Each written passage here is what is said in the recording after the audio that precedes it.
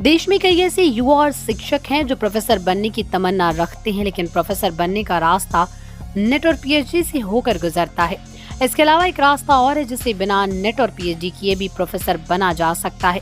दरअसल यूजीसी के एक फैसले के मुताबिक प्रोफेसर बनने के लिए केवल नेट और पीएचडी की जरूरत नहीं है।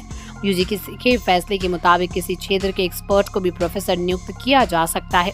यूजीसी के नियम के मुताबिक professors of practice in colleges and universities category के तहत फैकल्टी मेंबर्स के रूप में चुना जा सकता है। अपने क्षेत्र के एक्सपर्ट जैसे मीडिया, साहित्य, उद्यमिता, सामाजिक विज्ञान, सशस्त्र बलों, इंजीनियरिंग, साइंस, सिविल सेवा के एक्सपर्ट भी प्रोफेसर के रूप में नियुक्त हो सकते हैं। बस शर्त ये है कि आपको अपने काम के क्षेत्र का भरपूर ज्ञान हो और आपने कम से कम 15 साल अपने क्षेत्र में काम किया हो। हालांकि पीओपी का आइडिया नया नहीं है, दुनिया के कई देशों में ये मॉडल पहले से लागू है।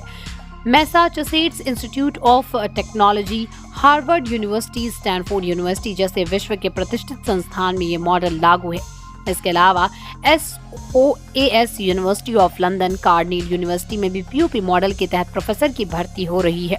भारत में भी कई उच्च शिक्षण संस्थान में ये व्यवस्था पहले से लागू है।